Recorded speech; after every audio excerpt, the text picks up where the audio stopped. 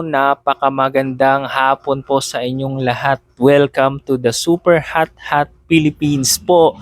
Bali ayon, napakainit dito sa Pilipinas, dyan all over the world. Bali ito ulit, magpi-flex tayo ng items na napakalupit. Ayun, magugustuhan nyo to guys, hindi nyo to mahihindian at hindi nyo to magugustuhan. Magugustuhan nyo talaga to. Sulit po talaga guys. Promise. Bakit?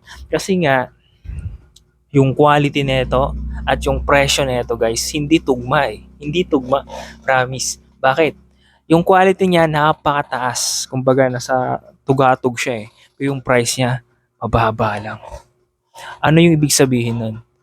Quality siya, pero mura. Kaya panigurado, malaki yung tutubuin nyo dito. At hindi nyo ito mahihindihan. Promise, napakasulit na ng quality na neto. Kaya yon, kung super duper interested ka nang makita to, paano ba yan? Simulan na natin ito. Tadadan, tadadadadan. Ayun, nakita nyo na.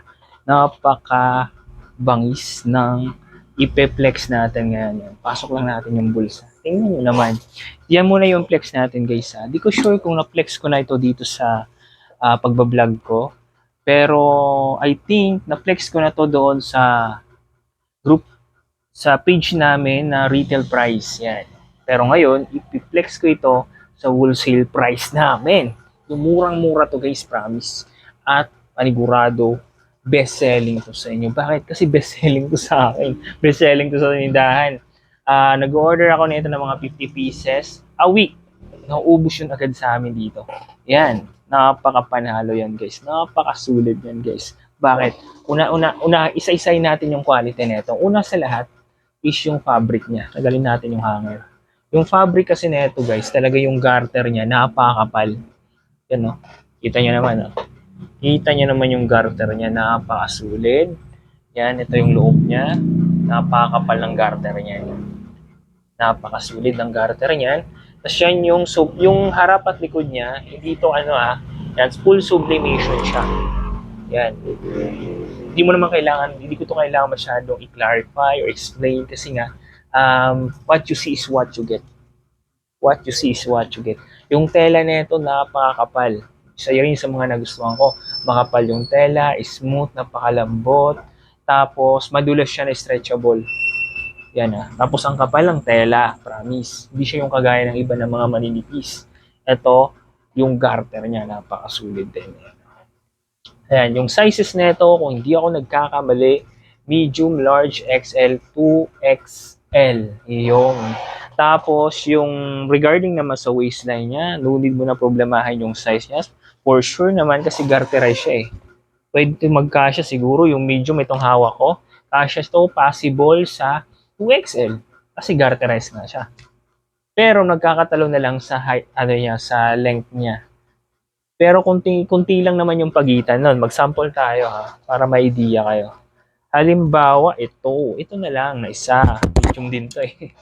Bakit medium yung nakukuha ko? Ayun. Yung size nito is XL. Dahil laki ng difference, medium to XL. Tingnan natin yung waistline niya kung gaano kalaki. Unahin natin syempre itong XL. Ilikod natin yung, iuna natin yung medium. Ayun, konti rin din naman yung difference sa waistline niya. Ayan siya. Ayan. Parehas natin Yan yung waistline niya. Ayun, ganyan lang siya. Ganyan lang yung difference niya. Inches lang. Ayan. Yan, kita nyo naman yung kuko ko. Ang linis. Tapos yung haba niya, tingnan natin yung haba niya. Kung gaano kahaba. Ayan, ganyan lang yung haba niya. Inches lang din. Kunting-kunti lang talaga yung difference, guys. Promise. Terms naman sa garter, na-stretch naman yan eh. Diba? Di ba sabi ko? Na-stretch naman yan. Tapos yung doon lang siya nagkakatalo sa length niya. Bali yung marami tong design. Sandamakmak yung design nito, guys. Pero as much as possible, yung mga customer ko talaga dito, yung mga dropshipper ko dito, ina-assorted ko yung item. Bakit? Kasi sa bodega nito, mabilis maubos yung items. Pero lahat naman ko, good quality naman at lahat naman magaganda yung design. Bakit ko siya dina-assorted? Mabilis siya maubos weekly, nagbabago-bago yung design niya. Kaya baka ma-disappoint kayo kung ito yung design na gusto nyo. Tapos, pag ano pala, wala na. 'Di ba? Kaya mas maganda yung assorted nyo at marami kasi itong design guys. Promise. Lahat naman magaganda yung quality at lahat naman ito is best selling. Lahat ng design niya. Mavericks, yan yung design niya. Simpleng-simple pero rock. Yan. Pangalawa, ito yung pinakita ko. Chicago Bulls, di ba? Yan. Kitang-kita nyo naman what you see is what you get. Tapos meron din tayong, ayan, Miami Heat. Di mo napakasulog ng design niya, di ba?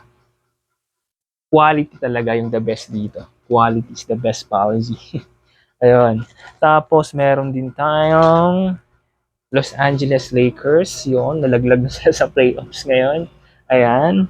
Tapos meron din tayong Chicago Bulls, laglag na rin sa playoffs. Ayan. Gaganda ng mga design niyan guys at maraming design pa yan gaya ng sinabi ko sa inyo. Maraming design pa yan. Yun, meron din tayong kung gusto nyo ng hindi simple pero rock na rock, meron din tayong super duper design siya. Diba? Pero ang ganda niya tingnan, di ba? Yan, napakasulit. Yan. Ito yung likod niya. Ayun. Marami pa yung design. Mayroon pa tayong Miami Heat. Tapos, isa sa mga nagustuhan ko talaga dito, para yan sabi ko sa inyo kanina, yung quality niya napakataas, yung expectation mo napakataas, yung quality niya ng garter, ng tela, napakataas, yung price niya mababa lang, hindi siya much, di ba? Tapos, isa pa doon, in-over-expect, na-over pa yung quality niya. Bakit? Sa plastic pa lang guys, oh, nalagang nakasealed siya with box pa sa loob. Yan, yung sizes naka-indicate dyan sa plastic. Saan ka pa? Talagang premium yung datingan. Tapos, yun, meron tayong, may iba tayo. Meron tayong, yan, may Miami Heat tayo, kulay pink. Meron tayong Grizzlies Slim Piece. Ganyan yung design niya. Yan. Ayun, meron din tayong Chicago Bulls na parang napakalupit din ang design. Maraming design yan. Hindi ko na kailangan i-flex ng maramihan kasi sobrang dami ng design na ito. Yung quality na lang kasi yun talaga yung pinaka-importante sa lahat. Maganda nga yung design pero yung tela naman manipis, di ba? Wala rin. Kaya yun, yung ano na lang ipakita natin yan. Talagang hindi ka naman talaga dito malulugi guys kasi talagang best selling to lalo kung doon sa bahay nyo o kaya doon sa pwesto nyo is daanan ng tao. Panigurado guys. Panalong panalo to. Ayan. Yan. Yan yung mga design niya. Yun. Ayan. At marami pa tong design. Hindi ko na kailangan i-flex lahat-lahat kasi lahat sila malulupit at mababangis. At ayun. Yung price nga pala dun, yung pinaka-importante sa lahat, yung price ng mga to, ito, napakalulupit ng tela, ang kakapal, ang gaganda ng mga print niya, is for only 140 pesos lang. Tama yung dinig nyo guys, for only 140 pesos lang, meron ka ng quality premium, super premium jersey shirts. Yan, no? Ayan, no? Napakabangis ng quality niya. For only 140 pesos lang, pwede mo ibenta ng 300, 250 o kaya 200, may tubo ka ng 60 pesos. Manalo yun. At kung kaya, kahit wala kang pwesto, kaya di ka mag-order lang sa akin nito ng 6 na piraso, isabit mo sa bahay mo, ibenta mo ng 250 o 200, may tubo ka ng 60 pesos. Why not, di ba? At least, napakinabangan mo yung tinda, yung sampayan mo. O at least, napakinabangan mo yung harap ng bahay mo. Hindi lang siyang pang decoration, di ba? Kung daanan niya ng tao, displayhan mo. Ayun, diskarte lang talaga. Kung merong Diwata overload, lagyan mo rin yung bahay mo ng Encantadia overload, lalagyan mo ng mga damit doon, di ba? At least, may bumiling isa doon, may 60 pesos ka. Di ba? Malaking tulong na yun sa'yo. At pag lumago ng lumago, pwede mong patayuan sa harap mo o malapit sa iyo ng pwesto.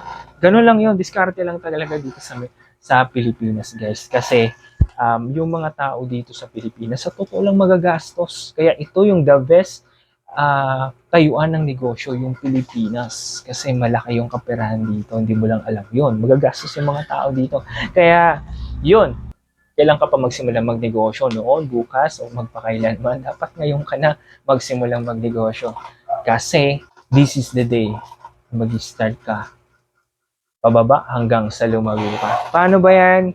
Kita-kits ulit tayo sa mga susunod na items na ipiplex ko. Salamat po. God bless.